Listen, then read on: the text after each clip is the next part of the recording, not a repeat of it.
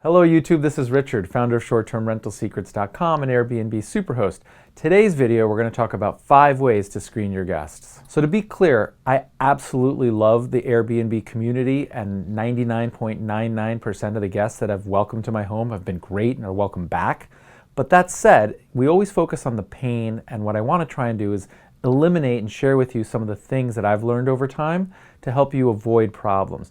Also, if you're new, recognize that you're going to be uncomfortable at first, trust that you're going to get better with experience, and just trust that everyone is good from the very beginning, but be cautious and avoid some of these things. So the first one I want to talk about is something that is not obvious. They're not necessarily doing anything wrong, but it can lead to miscommunication, and that's problematic in the guest-host experience. And that's what I'm going to call third-party bookers. So who's a third-party booker? It could be a travel agent booking for a client. It could be a secretary booking for their boss.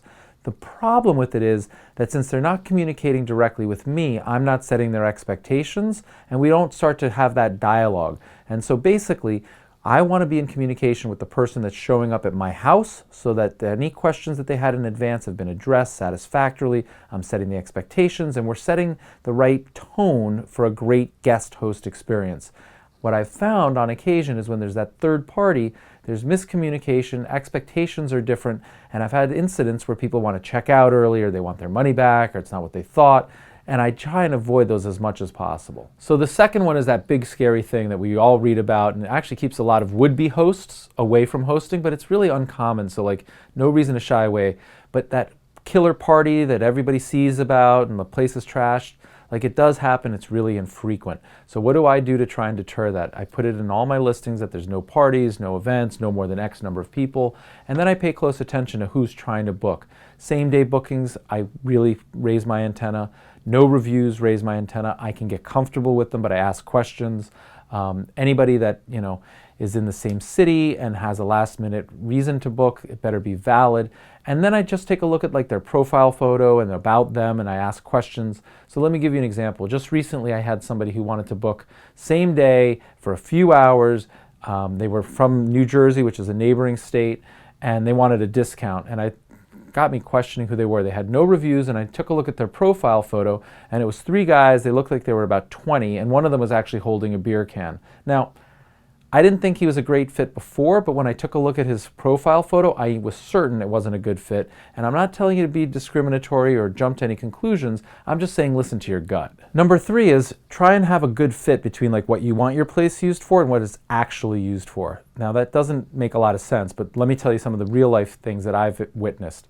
My place is for travelers. I prefer families to travel together. Sometimes there's a couple of couples that travel together, but I get requests all the time for commercial shoots. We want to do a product demo, we want to have an Instagram, we want a book signing, whatever it is. And those are fine, but it's not exactly my intended use. And so I use a different approach and methodology when I consider those listings. And that's what I do. I consider them. I don't always accept them. Sometimes I do, sometimes I don't.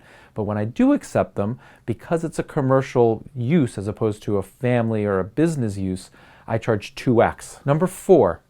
It happens all the time. You're going to get requests that exceed the number of people that you have, capability of hosting properly. So for instance, if you have a 3-bedroom and you say you can accommodate 6, you're going to get requests for people that say, it's just 7 and he's only 7 years old and he can sleep on the floor, whatever, he can sleep on the couch. If 6 is your limit, then don't take the 7th. The reason is it's more wear and tear on your place. It leads to more, potential dissatisfaction. It wasn't quite as big as we thought.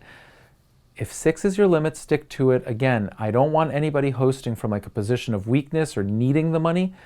You're going to turn that person down. There's a really good likelihood that there's somebody behind them that's a better fit. So sometimes you have to say no to get to a good yes. And the last thing I'm going to suggest, it sounds obvious, but like check all the reviews. I don't mean the last review or the 2 last reviews. If they have 10 reviews, read them all. You might find something that you didn't like if they were smoking or they threw a party. Who knows what it is? Just read all the reviews. I can't tell you how many times I've done that, and I've been glad I did. And just do that. It's worth your time. I hope you found this helpful. Please like the video. I'd love to hear from you in the comments section below. Any tips that you have or questions that you have. And we'd love to have you over at our Airbnb Facebook group. Lots of great stuff going on over there.